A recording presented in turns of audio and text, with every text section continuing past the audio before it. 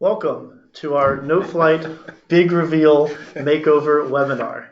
I'm here, thank you. You're welcome. We're here having a great time in Somerville. We've sufficiently had a barbecue outside. It's about 60, 65 degrees today. And then we now are here to do the webinar. So with us we have Noteflight founder Joe Berkovitz, Noteflight lead designer Robbie Shaver, the genius between us. And I'm John Malenzak, and we're here to talk about the new features of Noteflight, get a little insight about why we develop these features, what we're thinking about, and then to go and show you all the new great features of the website as well as the HTML5 editor. So without further ado, we thought we'd start with Joe and talk about why we needed to make such a great change at this point for Noteflight. Yeah, thanks, John. So like 7+ years ago, we created Noteflight, and we had to use the Adobe Flash Player. It was really the only way to get the functionality we wanted with audio and graphics into a browser to give to our members and customers. And the world has changed a lot since then. What we're really seeing now is the end game of the demise of Flash, where even Adobe has come out and said, we're really encouraging everyone to use web standards going forward. And fewer and fewer situations and browsers are supporting Flash. So we need to really offer a new version of Noteflight that relies entirely on HTML5 web standards. By the way, we play a pretty big role in setting web standards for audio and music. So we've had this big redesign, and it doesn't use Flash in any way. It also makes it much easier in its design for us to add new functionality. In the old system, we really ran out of literally room in the system we used to organize the icons and the menus and the commands to add any new functionality. So we needed to rethink the way the whole thing was put together. And in the process, we wanted to make it faster, more efficient, more beautiful, more usable. And Robbie's been working hard on making something that achieves all those goals. So over to him to tell you more about it.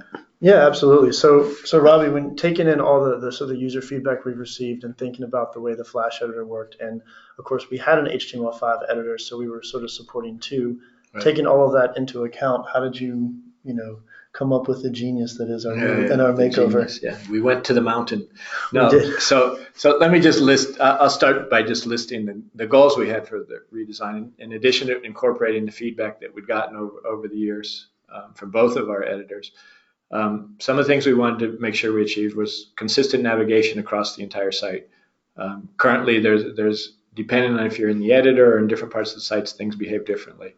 Likewise, we wanted the site to behave the same regardless of what size device you were working on, computer, tablet, phone. The previous site had some pretty quirky stuff, and it was quite different as you move from device to device.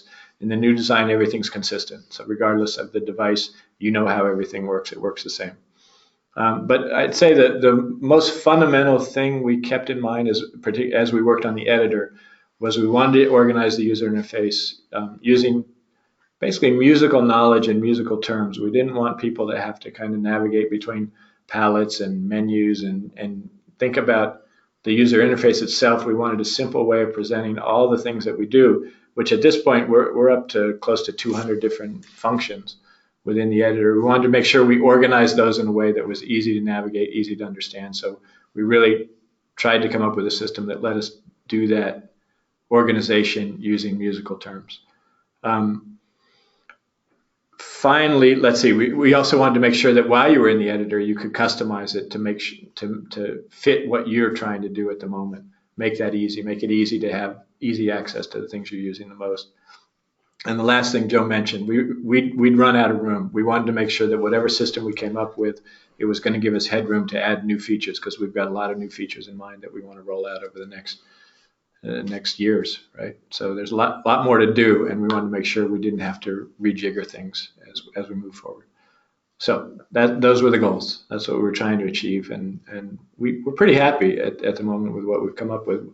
We're getting feedback. Some of it's negative, a lot around the fact that we changed, and some of it's things we actually can make better. Yeah, we didn't get everything exactly, 100% right either. No. And we're getting a lot of nice feedback too, positive. So we're pretty happy with the initial response and with our own testing that we've done on it. So, but it shows how user driven we are. You know, all of the changes that we've made are really based on what our users have asked for and our users have been requesting. So we've right, added as much as we can and built the infrastructure to add more in the future. right, And then already just in 48 or 72 hours of having this live, we've already made how many updates since then? Yeah. We've made several. Two quick ones. Yeah. We've made updates already to Yeah. the site based on user feedback, and we encourage all you to give feedback, and we'll talk about it. So without further ado, let's unveil and go through the site. So we're going to go through and talk about first the areas that affect the navigation of the entire site, and then we'll go in and get specific to the new HTML5 editor. So you want to go ahead and... Yeah, no, that's great, John.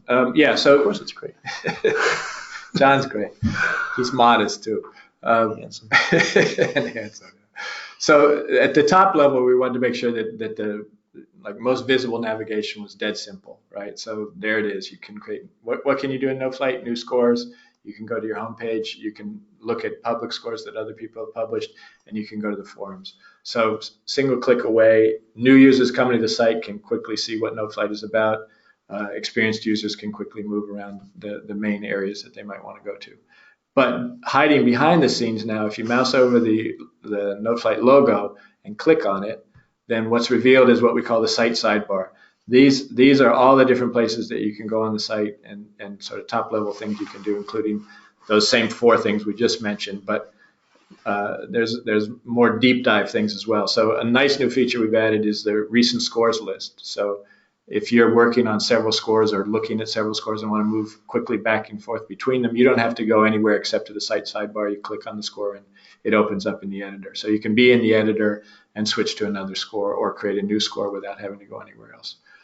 The rest of the site options are available there, as well as an important one, which is the user guide, which we've completely reworked as well to map to the new interface. So that's the idea of the sidebar. It's there no matter where you're on the site. Again, it gets back to that consistency, desire for consistency. If you're in the editor, it's there. If you're on your homepage, it's there. If you're looking at the forums, it's there. Excellent. And just to point out, this feedback area is where we encourage users to actually give us feedback on the site, both positive and negative, or positive and helpful for improvements. Nothing negative ever. But yeah, so that's great. And so you want to move to the other sidebar? Yeah. So over on the right side of the screen, and this is similar to what was there before. There's your user icon. If you click on that, you get a sidebar on the right side, which is actions and areas related to your account, as well as letting you switch languages. So if you don't speak English, but you say speak Chinese, then you can switch easily to the language of your choice. And simple important command like logout is there as well. So that's it in terms of the overall site navigation. We tried to keep it simple, and that's it. No matter where you're on the site, the things we've just talked about behave the exact same. Excellent. So how easy is it to open a recent score? Do I just click over here? There you go. It's right there. That's right there. Look at that.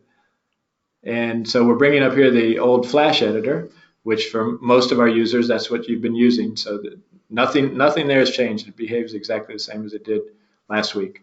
But there is this new button that John's hovering over, and if he clicks on it, it will take him off to try out the new editor. And we've made it so that you can try the new editor. If you want to switch back to the Flash editor, you can. And we'll talk about that at the end if we remember to do that. Okay, so here's the new editor. We'll sort of work our way from the top down. In the upper left there are commands.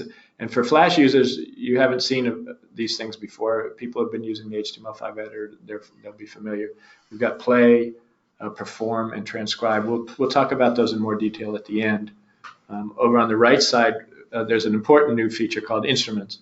And this one brings together 5 or 6 commands that we had in the old interface, and we think gives you much more understandable access to a really important part of creating scores, which is to specify what are the instruments that you want to compose for or arrange for. So John will add a few instruments here. I play trumpet. These are, of course, the premium set of instruments that you see here. Right. Ooh, a bassoon. Everyone needs that on a Thursday afternoon. Yeah, and maybe some tabbed instrument would be good. Oh, yeah, for sure. Yeah. What's that, a guitar? Cool. Wow. Okay, so notice how easy it was for John to add, flesh out his score, put the instruments in. And an important feature that we didn't actually make easy or actually even possible before was to rearrange the score. So if it turns out he'd like the guitar instrument to be elsewhere in the score. He just clicks on it and drags And it. you'll want the piano on the bottom, right? Yes.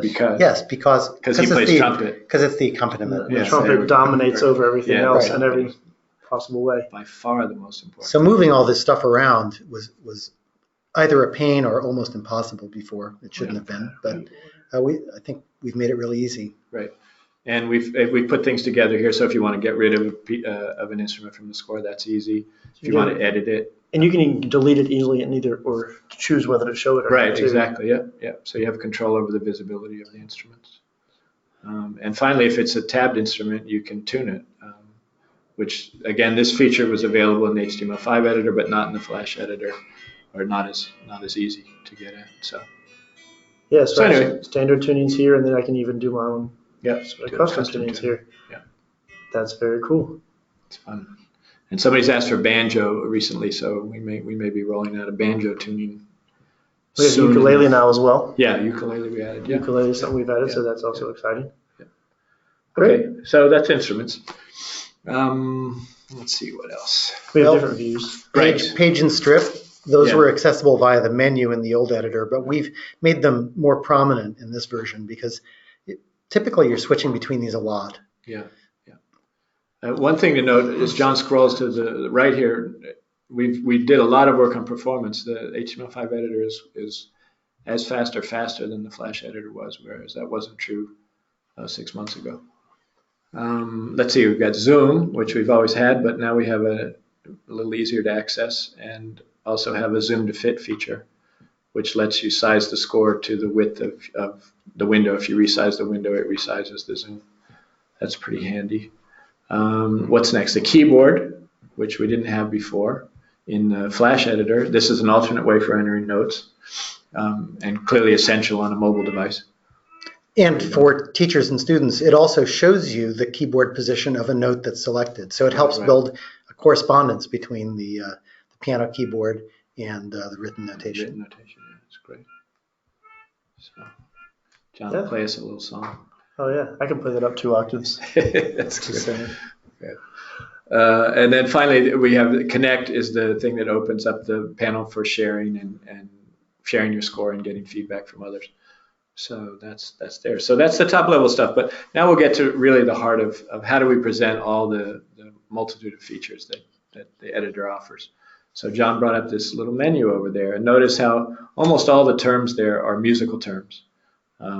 There's a few that are computerized like edit, but for the most part, it's musical terms. So, and this is everything you can do in the editor, so you don't have to go hunting and pecking anywhere else. You can just easily move through this menu. And all of the commands that were formerly in the old menu system in the Flash editor or in the old palette on the Flash editor, those are all here. They're just organized differently. Yeah. And a little more sanely, we think. And a lot of feedback. We had a lot of feedback on the organization of these in musical categories, and you'll find that these do make a lot of sense. One feature that I want to point out is that our user guide has also been rearranged, and it follows the same order as our menu. So if we look at duration, rhythm, pitch, tempo down the left, when I'm looking at certain features and learning this, we can actually follow duration, rhythm, pitch. It follows the different palettes. So it's a real nice balance there in trying to figure out the new layout. And again, the ability to easily mouse over, open up the user guide from the editor, and have it follow the same way makes it really easy to learn. Yeah, that's great. Yeah. I think so. I do. Y'all are pretty smart. Yeah, we're pretty good. Notice how John's left the menu up. You can leave it up if you want, and then all you have to do is mouse over and get access to the palette or to the menu for a particular category. But another thing you can do, notice how some of the commands in the menu are checked. So what you can do is you can basically pin any category of actions on the screen in a palette up above the score. So John's turning them on and off there. I can turn them off just by clicking. Yeah, you can also close them directly. So for example, suppose you're doing a lot of coloring of notes. You can put the color palette up and easily access the different ways of coloring notes. And that'll just stay up there until you take it away, even as you go from score to score. So if you were marking up a lot of scores with color, it would just be there as you travel from score to score. Right, yes, we remember your choices in terms of which palettes to display. And then one other feature of the palette is that some features within a particular area, like duration, are considered advanced, and by default they're not shown. But if you click on the little greater than symbol, which John just did, it expands that palette and shows all the commands in it. So it's a way of saving space or not, depending on what features you're using within that area. And again, we also remember that setting. So if you're somebody who always wants access to the full range of duration actions, let's say, then you can do that. And again, if you teach students and your students maybe would benefit from a simpler presentation when they first go into the program, having all those palettes come up in their simplified form is kind of nice. Right. And then they can open them as necessary. Yeah, and we've talked. We haven't done this yet, but we have talked. All this is being driven by configuration data, and we've talked about, well, maybe there are ways to make this accessible, say, so a teacher could actually limit the number of features that are displayed in Noteflight. It's a frequent request. Yeah. So this sets us up to do that in the future. We've set up a lot of features to allow us to future growth. I like just to point out the view. There's a couple cool things you can do here. First of all, the large icon feature. If you do want larger icons here, right, you can certainly adjust the size of that there. That's very handy on a tablet. If it makes it easier to tap on them. Absolutely. There's this full screen option, which allows you to get full screen and then sort of mouse up to get access to have the palette show or not show. And then if you do decide to go back to the Flash editor, you do it right down here in the view as well. Yeah. If you wanna go back. So great. You want to talk about the new performance features? Yeah, let's do that. Yeah. So absolutely. So we can go into play here. Play. Yeah, we've changed quite a few things here about play. I'll start by clicking, then we'll show the cool thing. That's a good start. So play does what it used to. It plays the score. But one nice thing is now you can pause if you'd like. You can jump back to the beginning. And you can click anywhere in the score to move the playhead to that location. So if you're trying to listen to a section of the score over and over again, you can click back and listen to it over and over. Or tap on an iPad. Or tap on an iPad, yes. Thank you. Yeah, that actually wasn't trivial to get working. Anyway, so that's... You did a great job. No, actually, Jordy... You didn't do it. Jordy did it. No, I did a wouldn't great be able job. to do that, yeah.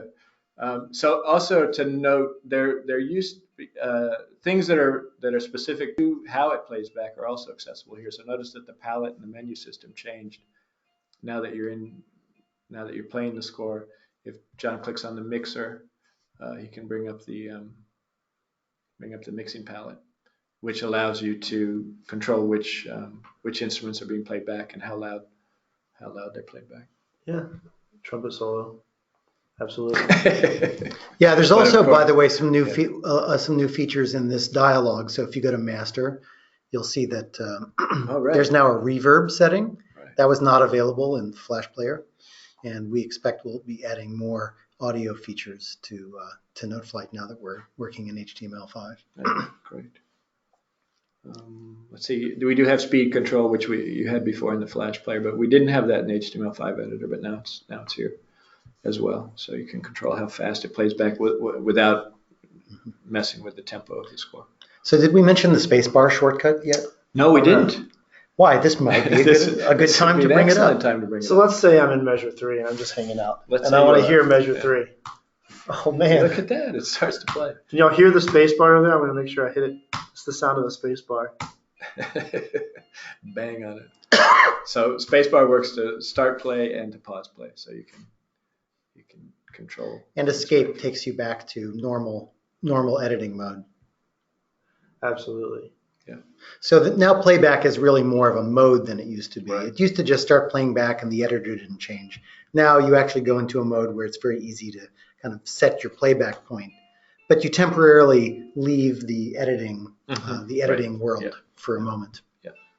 Quick note, spacebar used to actually turn a note into a rest. So in order to accomplish this, because spacebar is the most common place start for anything, we actually changed this to end now. So we've made a quick change there to that went out today, right? Yeah, we did today. That today. Yeah, based on feedback, people were saying, hey, I use the spacebar a lot for inserting rest. So. Why N, you may ask? Well, it was free and it was available, and maybe it stands for no note. Exactly. We're not sure. Or it's near the space bar. I like it. Okay. Or is open key? Yes. Should we talk about perform? Yeah. So now we have a little perform mode. So let's jump over there. Right. So again, for Flash users, this wasn't there before, but the purpose of this mode is to allow you to practice or perform your part in a piece. And this is an area that we're going to extend over time. Right now, we make it very easy for you to select your part, and then you can choose to listen to the other instruments or just your instrument or all instruments. Likewise, you can show just your part or show all the instruments in the score. And this is an area which we're going to expand over time. And notice that John was going to point this out. This one? Yeah, that this one. What is this new record button? Yeah, what does it do? Click on it. Oh, it says it don't do anything. It doesn't do anything. Yeah, but we're actively working on this. So very soon, hopefully, if no disaster strikes, you'll be able to record yourself performing the piece and save that with the score, and other people can then come and listen to it. And obviously, if you're working with other people, they can perform their parts as well, and you can basically record the piece and have people listen to it. So I could compose a piece for trumpet, and I can record it, and then send it to my mom and say, "Here's something I composed," and she could hear me playing. Yes, she could. That's awesome. Yes, yeah, that's why we built it. Yeah. It's coming, Mama. Yeah. You know my mom's watching too. She'd probably tell you how terrible your playing was, John. No, she absolutely would. At this point, she's heard me play enough. Yeah. Great. Yeah, perform mode is super valuable here. Yeah. And again, in perform mode, we also have the same sort of full screen view option that we had before. Right. So that actually helps with formatting, and then we can just mouse up. Just click on the score first. There you go. Yeah. There you go. There you go. Yeah. So it's spring loaded. Gotcha. Did we talk about tuplets yet? No, we missed tuplets. No, Let's talk about tuplets. Absolutely. Tiny change to the one tiny change to the editor relating to triplets and tuplets. So triplets used to require you to plan your triplet a little bit and to pick the first note of the triplet and then convert it into a triplet. Now it will subdivide the beat, which we think is a more logical way to do triplets. So if you pick a note that you want to turn into a triplet or a rest and turn that into a triplet, John, and now that quarter note is now subdivided into 3. And we also can do duplets, which many people have requested. Well, put the dot into it first. He did a quintuplet. That's nice that you can do those. But I'm just showing add a dot to that, and pick the duplet command or 2, and that will give you 2 against 3. So we think we've made the tuplets and triplets a lot more logical too, and a little more flexible. Cool. Yeah. So that's I think that's an overview of all the features. Once you see it all through, it's actually very simple and easily laid out and easy to learn. And again, the user guide's there. Hey, we said we'd show people how they could get back. Get back to Flash. Yeah, get back to the antique world. If you want to go back in time, you can always go to View, and then way down use the old Flash editor. So before you do, always save your score. I think it'll give you a chance, won't it? Yeah, it'll make sure you do. Yeah. And there we go. We're back to Flash, and now we're going to go right back and try the new, just like that. So we hope this has been a valuable experience. The last question that we always get, people are begging. I mean, every day they're begging to know, how can I buy Noteflight? It's constant. I mean, if I had a nickel. This is the commercial part, folks. If you're interested, I'm sorry, we couldn't stop him. He had to do this. If you're interested in our plans, John's in charge of marketing and sales. So we do have our free version, which has many great features, including the majority of the editor. But it is limited to 10 scores and certain instruments, and you can't do parts. So our premium version is only $49 a year, or if you're afraid of compositional commitment, it's only $7.95 a month. And you can go premium right here on our website, and you get a number of features, which we have listed here. Of course, unlimited scores, 85 professional sounding instruments. We have individual parts. You have increased sharing privileges. You can actually work with MIDI devices in HTML5, so you can use a MIDI keyboard controller and actually input that way. multiple fonts, the audio mixing, which we showed. So there's a lot of great features in Premium we encourage you to try. And I just want to point out, if you buy Premium right now, you're welcome to, ask for a refund within 30 days and we'll refund the whole thing. So we want you to enjoy it just as much as we do. So it's really a 30-day risk-free trial, as they say at the 2 a.m. infomercials. If you are involved with a school, we do have Noteflight Learn, which we set up a private website for your school, in which case all of your students would have Premium, and that's sold on a per user and price. And that also allows you to share and have additional sharing privileges within your own private site for your students. And for Noteflight Learn, you can of course request a free demo or do a quote for your school, and we're happy to talk to you about that. So again, if you have any feedback, all the amazing things you want to say to us, you can simply just mouse over and it gives a little peek. Then you can go to feedback and click and give us any feedback, and we're always listening and we're always interested in what you have to say. Yeah, so that's how it gets better. So that's how it gets better. Let us know what we can do for you. Well, thank you. Yeah, thank you, world. Thank you, people. All right. So long. Thanks for listening.